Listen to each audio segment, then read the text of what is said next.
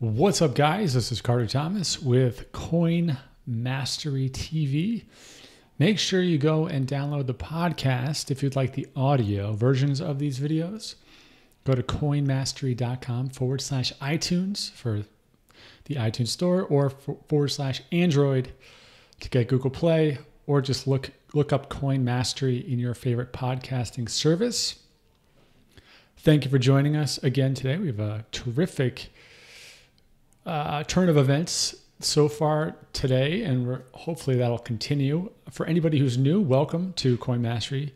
We're here talking about daily crypto updates and specifically how we can make better decisions to take advantage of this insane, huge, destructive, awesome financial revolution. So that's what we're talking about each day. And we've got a lot of interesting news to talk about. Now, specifically, what I want to talk about today is what's going on, obviously, in the macro stuff. I want to talk a little bit about buy zones, and I'm going to reference somebody who's much smarter than I am about this sort of technical trading. And then I want to talk about a few individual coins and how they're doing. And then I want to share a few resources with you that I found really helpful, and then I think you will too. And the last thing I want to talk about is a part of the psychology and or mindset side of trading, investing, and really of just, money in general. And we'll talk about that towards the end, but I think you'll find it really valuable and helpful with some resources you guys can go check out and learn more about. Let's open it up, and we're going to look right at Bitcoin. Now, the first line that was meaningful that it crossed briefly, let me zoom in, this is on 4 hour. Let's go into 5 minutes, which isn't very helpful from an analysis standpoint, but it can really help you zoom in. And we didn't quite get above 4,100. That's really a psychological barrier and also a technical barrier. Let me zoom back out here to 1 hour just so you can see this. But you can see there's been some resistance at 4,100 again within the 1 hour candles, and you see this with other candles as well. And you're already starting to see this resistance happening after this big spike up that happened earlier this morning.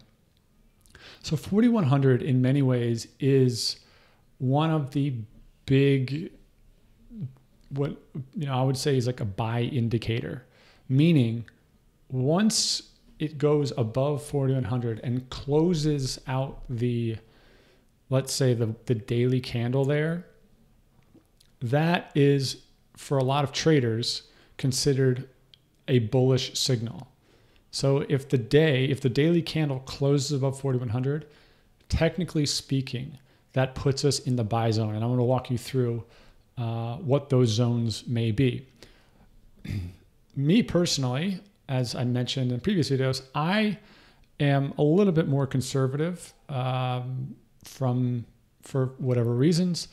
I'm waiting for high 4,200s, 4,300s for a confirmation before I'm going to start looking at this as a new bull run. But I may be missing out on a killer, whatever, like a couple 100 points. So that's just my strategy, at least in terms of really considering getting back into the action without there being a significant dip. So this is great news short term. It's a positive sign long term, medium term, long term, I should say.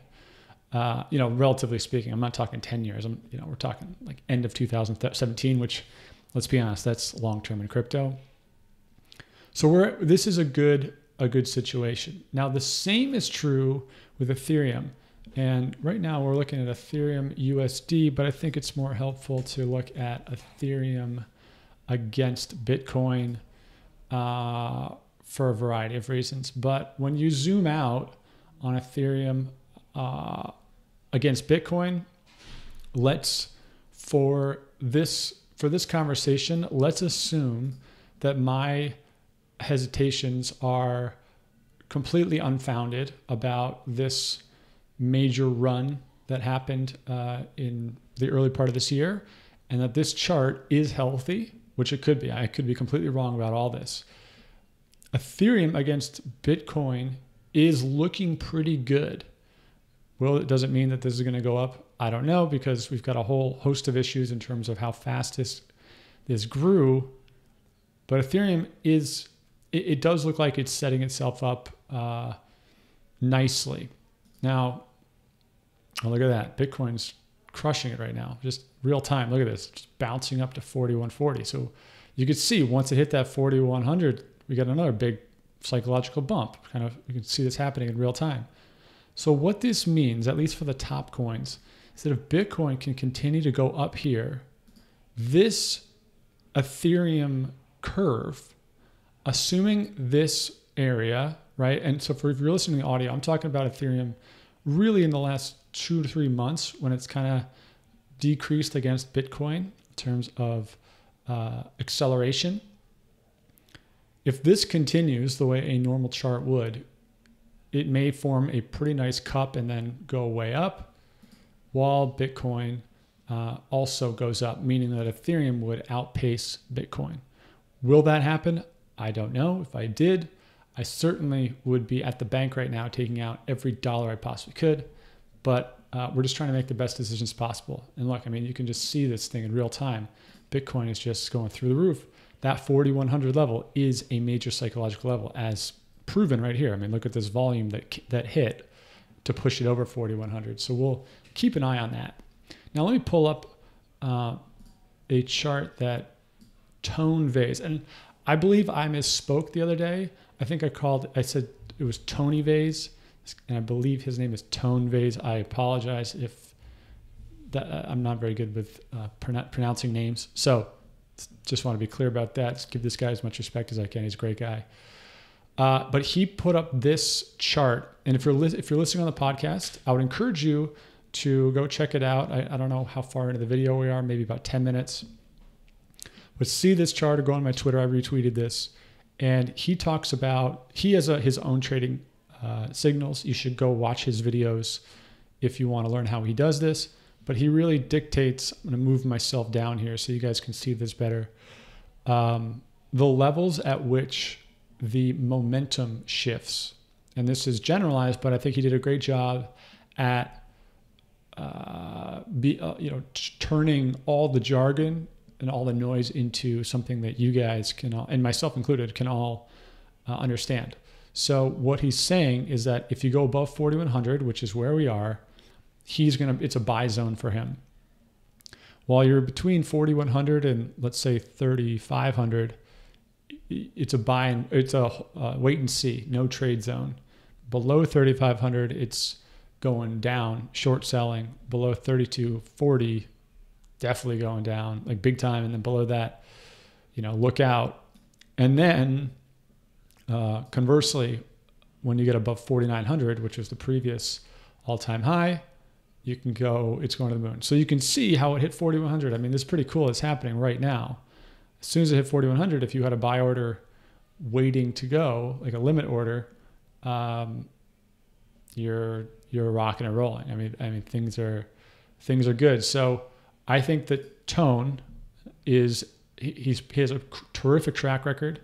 He's worth checking out, and he blends macro with trading well, so he can translate trading into levels that we can all understand. So very cool to see this happening. There's obviously going to be some pullback on this because that volume spike is obviously a handful of people that just had orders set at 4,100 based on previous resistance levels. So keep an eye on that, and never chase the candles, but so it goes, right? So Bitcoin, great. Ethereum's, we're going to watch this again.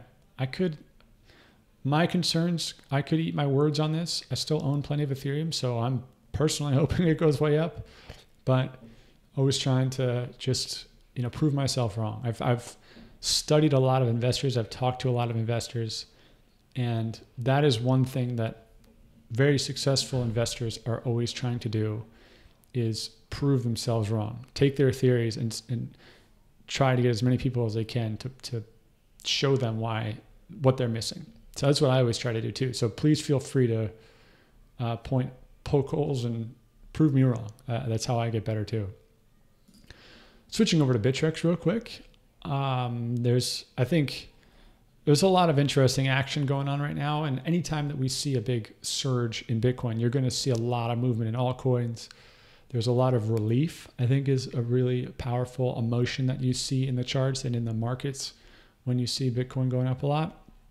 And you can see certain pumps happening when the whales out there are trying to capitalize on that newfound relief. Because often an emotion that gets confused with relief is euphoria. Meaning if you spend, like as a human being, if you spend an extended period of time under stress, whether that be mental stress or physical stress or whatever, being released from that stress can often feel like euphoria as opposed to just a release, a relaxed feeling. Okay, I know that this is getting a little, esoteric, but it's what's happening here. When we spend a lot of time in this no man's land zone, which we've been doing for the last few days, really, a few weeks almost, and then we get a first signs of, hey, we're back in business. That transition can make rash decisions, which is why, as tempting as it is, I'm not interested in buying more stuff this week unless I see a really good opportunity. And that's really what's happening here. And so when you see these big spikes, if you see it going way up, you should be thinking to yourself, is it worth selling? And speaking of which, I should talk about NEO, which I said on Twitter, I said this in the videos yesterday, if NEO hit, I believe 67 or 60, whatever, which was 25% above where I bought it, I was going to sell it. And I did that right around here. I think I sold it 65 or 66, 25%. I scalped it. I still have a bunch of NEO, or, I have whatever left over from NEO. So I'm still stoked that it's going up, but I stuck to my plan. And the thing everyone I'm sure wants to know is, do you feel like an idiot? And of course I feel like an idiot, right? If I knew for sure that this was going to go up, why would I have sold it?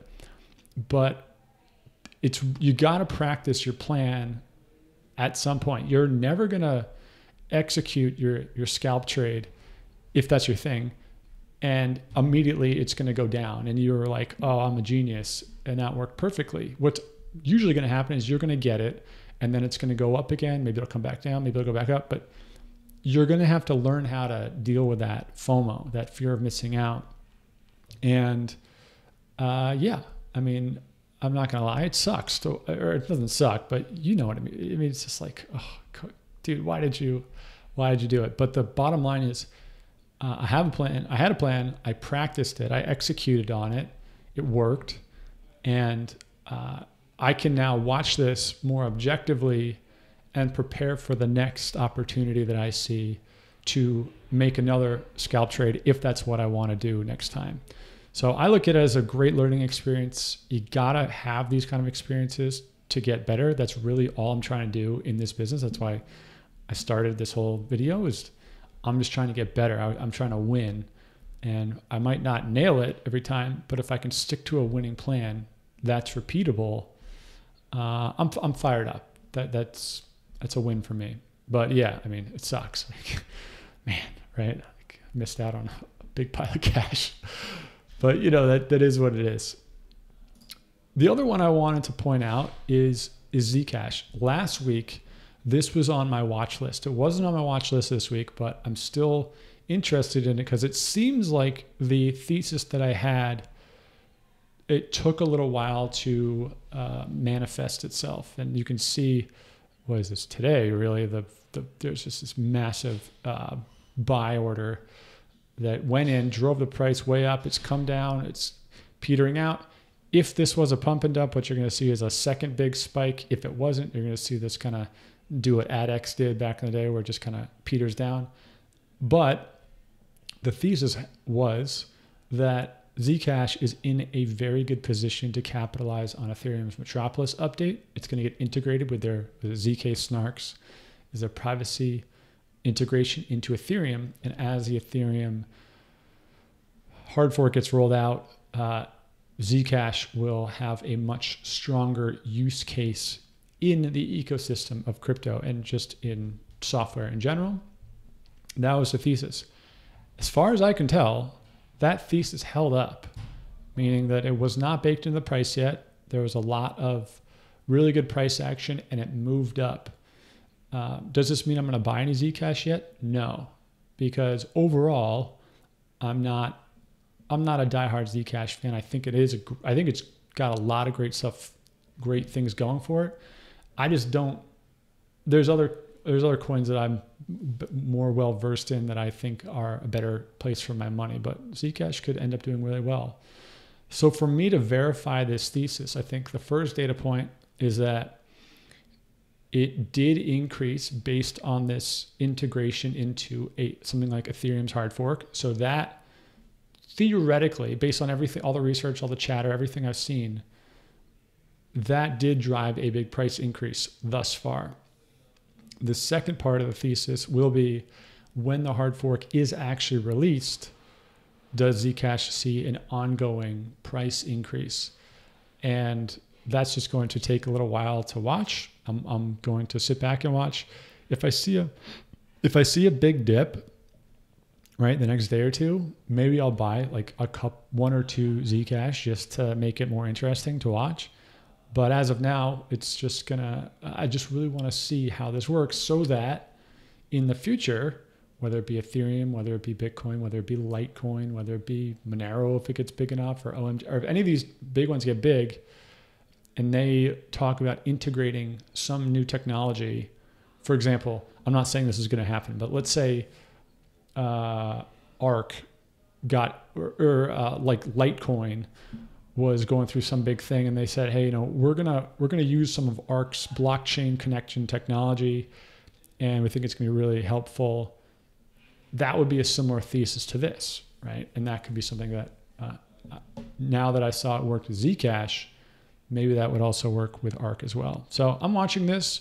Zcash has ZK snarks, Zcoin has ZK snarks. You guys know that I love Zcoin, so I'm not gonna talk about that, but an interesting thing to watch unfold.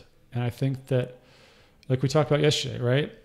You got to have a story, you got to have the charts, and you blend those two, and that's how you can make, that's how you can and probably should be making decisions on your anything you're buying, so that you're making the best decisions possible, getting good prices with good potential outcomes. Cool. So some interesting stuff happening. I think, going back to Bitcoin, watch that 4,100 level. One thing that I've learned that I did not quite understand, that hopefully this is helpful for some of you, is that I find that a lot of experienced traders, when they look at the candles, let's say it's a 1 day or a 4 day, more of the long-term stuff, not really anything below 4 hour, not 4 day, 4 hour. What they really care about is not necessarily what happens during these candles. They care about what the closing price is, like where this thing ends up solidifying itself. So on the daily, it's at the end of the day. At the 4 hours, it's at the end of the 4 hours. And they care about what happened at the end of the previous 4 hour and what happens at the current end of the 4 hour. Do you see what I'm saying? So, and they're not really concerned about the interim action. That's not important to them. And it all depends on what scale you're looking at. But when you are diving into trading, and this is the sort of thing where I think this is definitely above my pay grade. I do not know nearly enough about the technicals to speak to this, but it is, I hope that this starts helping you as you explore technical trading and learn from people who are really good at technical trading. Those are the kind of things that they're looking at. They tend to look for where does the candle close. They don't try to drill in to like the 30-minute and see how that candle was comprised up of. They pick their time frame and then they're just looking for where the candle closed, what the shape of the candle is, right? Like there's, what's this called, like a golden cross or a hammer, there's all sorts of names for it. But that's something I learned that I'm trying to wrap my head around. So something you guys hopefully will be helpful. Two more things that I listen to. I typically I go running every morning outside, and I try to listen to a podcast on the way out, and then I listen to live fish shows on the way home for whatever reason. That's like my thing. And this morning I listened to Ari Paul's interview on Epicenter's podcast. I'll put the link below in YouTube for you guys. And I've referenced Ari in Twitter. He's a great guy to follow on Twitter, really smart. And this interview was super good. Super good. That's not a good grammar. This interview I thought was really good because Ari's perspective is that he is a former commodities and Forex trader who then worked in, I believe, in an endowment for the University of Chicago. And now he's building a fund, a crypto fund. And his perspective on the markets, I think that you guys will really, really like, because it's a good blend of macro and it's a good blend of trading. And he talks a lot about how they're picking their different coins, how they're making their investment decisions, how they're trying to create a thesis that will deliver really good returns for their investors and for their own funds. But I thought that this was just a really good conversation. I thought the questions were medium good, but I thought Ari's insights and thoughts were really good. So I think you guys would enjoy listening to this. It's, well worth your time if you if you're interested in podcasts. So wanted to just share that with you. And the last thing is another podcast that I heard, which was on the Tony Robbins podcast, which I don't really actually listen to because he's not actually on it, which is kind of weird. But I am a fan of Tony Robbins. I've read a lot of his books. I've never been to one of his events, but I think I really like listening to the way he looks at problems around people, around business, around achievement, things like that. And on this podcast, there was this guy, Adam Alter, right? And he was interviewed by the host, and he talks a lot about addiction and obsession, specifically around things like social media, around things like your phone. But he talks a lot about every sort of addiction or obsession, things like gambling, food, drugs, cigarettes, booze, whatever it may be. And what I liked about this is that he's very scientific about it, but he also he offers a lot of really good practical things that we can all do. And the reason I'm bringing this up is because you guys are going to be on Twitter, you're going to be on Facebook, you're on Reddit, on YouTube, whatever. And I don't think anybody is really talking about this sort of stuff. And I think it's really important. I think that I've mentioned this before, that, it's kind of fun to joke about crypto and how we don't sleep. And it's like, it really kind of takes over everything. But after a while, it is important to realize, like, okay, what's going on here? Is this, am I checking my phone way too often? Staying up all night or whatever it may be.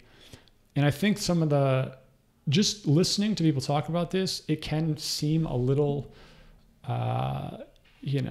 touchy-feely to a certain extent, which I'm not, that doesn't really do it for me. But the scientific side of it, why it's all happening, is really important. And like why certain people get hooked on stuff and why certain people don't. Like what's the gap that is filling in your day-to-day, and also ways to create systems to help yourself outsource it. Now, the only reason I'm bringing this up is because I have a lot of friends who are entrepreneurs. I have a lot of friends who are in finance. Or I should say people in my circles. They're not like, my close friends, but people I do business with or whatever. And this is a real thing.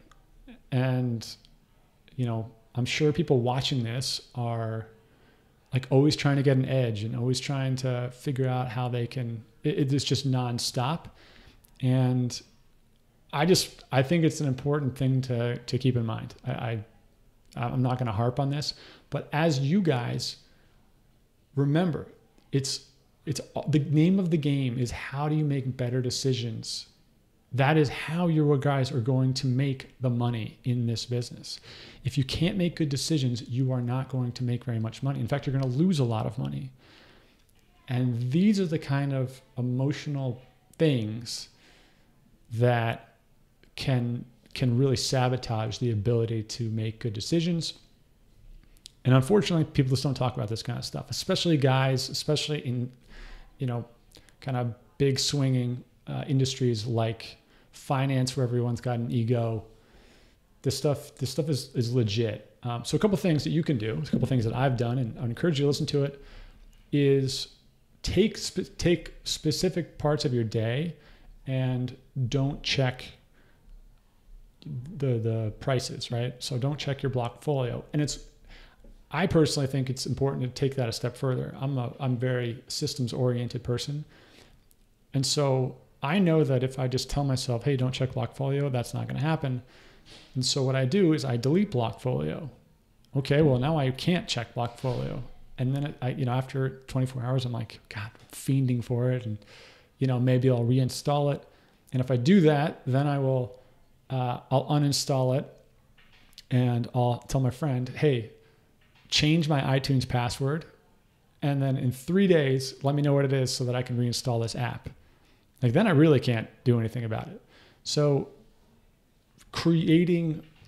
making yourself have time where you actually can't check it. That's just one example. There's plenty more in here, but I don't know. I think that this stuff is really, really important. I think that this is one of the biggest reasons why people lose a lot of money in many areas of life. And the more you can just identify it and just be conscious of it, the more you are on track to make better decisions, which inevitably will make you more money in a business like this. So I'll link this up. You can go check it out. I'm not convinced that this is the best podcast. It's just the one I heard today. I'm reading a really great book right now, which I will bring in to show you and link all about how money affects the brain, which could be a good resource for a lot of you. But I don't know. If I was in your position, this is the kind of stuff that I know it's happening and I don't really want to talk about it. I don't really want to admit it, especially as a guy. But it's important to know that this is out there and that you should go check it out. So it goes. It is what it is. Meanwhile, we are going to go watch Bitcoin. I'm going to look at NEO and think about how much money I missed out on by selling it. I'm just kidding. But exciting times. I think we have good news ahead as we watch these candles close out. And in the meantime, guys, I will see you on the flip side. Make sure you join me on Twitter. Go to twitter.com/Carter Thomas. Hopefully I can get that 240 characters ASAP. And I will see you guys tomorrow. Peace out.